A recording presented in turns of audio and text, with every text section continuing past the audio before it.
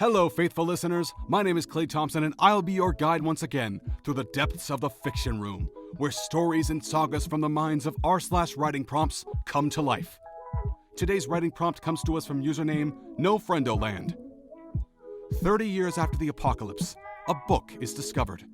It tells the people of old gods, the strongest, the smartest, the tallest, places of splendor, and objects renowned for rarity. They immediately created a religion, following the gods shown by the Guinness Book of World Records. As always, I hope you'll enjoy listening to these stories as much as I will enjoy reading them. But without further ado, let us begin with our first story, written by Penguin347. What is wrong, my child? Silence. You know the words spoken at confession will never leave this room. It hurts, High Priest. What hurts? This doubt. What do you doubt, child? I doubt everything. It is as if all the truths I once believed in were merely a house of cards. And now, a breeze has come and blown the house down. And what is this breeze? The gods. I once saw only strength, bravery, boldness without any fear. Now, I only see the strain in their muscles, the doubts in their eyes. My child, are you suggesting a trial? The boy said quietly. My child, you know what this means. The consequences. I am ready to accept them, Father. So for weeks, the boy practiced. Out in the ponds in the Forbidden Valley, he snuck out to in the mornings before lessons. Every time he entered the water, he would curse himself, almost hoping that it would not be true. But then, in the water, he found peace. Found the only peace, perhaps, that he had ever known. It was as if he could perfectly feel the air in his lungs, the oxygen coursing through him, clean and vital, and hear all the quiet machinery of his body, his heartbeat, his veins, the sway of his limbs. And then, eventually, the oxygen would be gone, and he would resurface, and he would close his eyes before looking at the numbers, only to see and know with growing conviction that all he had been told before was a lie. The last person he looked to was his mother. She smiled bravely, while his father could not even look at him. But the boy could see the fear, the sadness in her eyes. He would enter the water, and then come out as an exile, an outcast, or something else entirely. And then it was time. He squeezed her hand, trying to let her know he was still her son. As he was lowered into the water, he saw her turn away, her hands over her eyes. The water, quiet and peace from all the chatter and murmurs above him. He tried to still his nerves, his wildly beating heart, the tremors and tingles that kept flaring up in his fingers.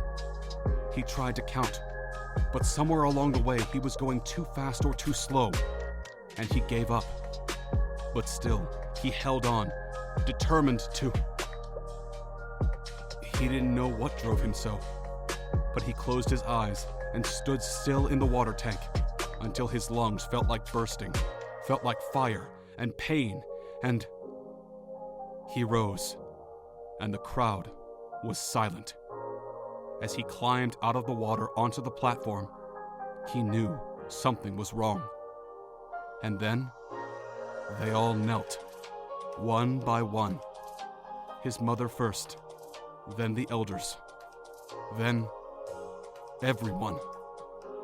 His father, his childhood friends, eventually, the High Priest. Oh, great Guinness! Thank you for gracing us with the presence of a new god, the champion of holding air.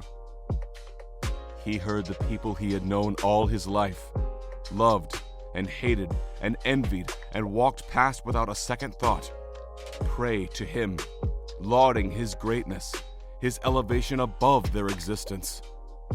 And a new belief came to him. The lie beneath the truth. The fact that the gods were nothing but mortal humans, like everyone, and that his life would never be the same. Truly, it boggles the mind, dear listeners. If you could become a god, if you could be remembered and worshipped for all of history as this great and powerful being, if you could join their immortal ranks, would you? I'm sure it comes with many perks to be a god, but also many consequences that one would not consider until it was too late. Overall, the story was very well written. The words have a natural weight to them, and it helps keep in mind the reluctance of the protagonist to become this new champion, as he now knows the truth behind godhood, but tragically cannot say it. Let us continue onward with our second story written by Jagathor. What if I told you there once lived men who could lift automobiles using only their breath? Almighty beings that ate metal slabs for breakfast, who covered their bodies with hieroglyphs, purposefully inflicting pain upon themselves just because they could. What if I told you these creatures walked the earth like you and me? Would you believe it or not? Children, let me tell you the story of Guinness the Great and the world before the Surge. Back then, life wasn't about survival. The scab rats had not hatched yet, so it was fairly safe on this planet. We prospered and created meaning for our own lives, which went into an unexpected direction. Everyone wanted to be noticed. Atop his golden throne, Guinness the Great held a competition for champions. He called upon the strangest and strongest, the weirdest and wildest, to compete for a chance to be noticed. As expected, millions and millions of them arrived at Guinness's doorstep, all begging for his blessing. He snapped his fingers, and they all filed into a line, stretching around the earth 5 times. One by one, they presented themselves to His Holiness, and if their talent was deemed worthy, he would invite them to be immortalized in his book and turned into a god. Guinness the Great was not known for patience, so those who showed no promise were thrown into a pit of lava and turned to ash. This judgment went on for 100 years, until one man rose above it. He saw the tyranny in Guinness the Great's ways and wanted to stop it at all costs. He arrived at Guinness's doorstep, where he was told to bow. He did not. Again he was commanded. Again he withheld. Guinness was intrigued by this valor, so he gave the man a chance to redeem himself.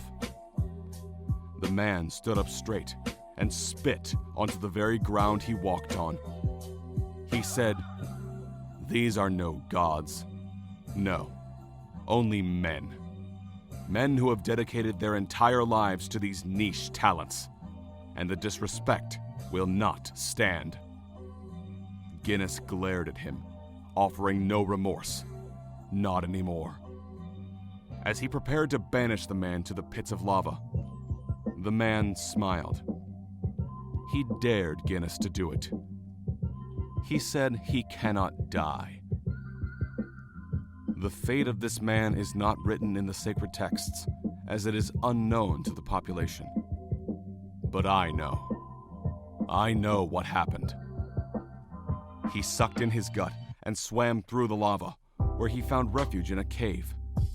For 6 years, he subsisted off of rats. It wasn't until a fire breather drifted ashore that he was able to escape.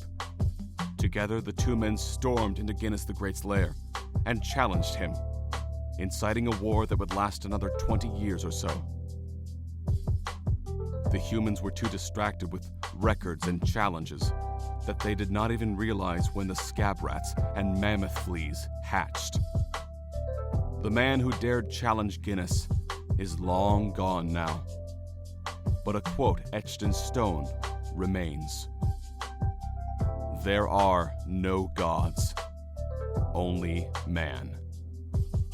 Ripley. There are many people who say that there can be no good without evil, no light without dark, no peace without war, no happiness without sorrow. That is what I love about this story, that the Ripleys, believe it or not, and the Guinness Book of World Records act as a sort of antithesis to each other. The yin to the yang, the good to the evil, the light to the dark, the angel to the demon, the God to the man. And now, dear listeners, we must unfortunately bid you farewell once again. Thank you all for tuning into the Fiction Room. As always, I hope you enjoyed listening to today's stories as much as I enjoyed reading them. If you could please leave a like and comment and subscribe to the channel, it would very much help. But for now, wherever you are in the world, be safe, be well, and we'll see you next time.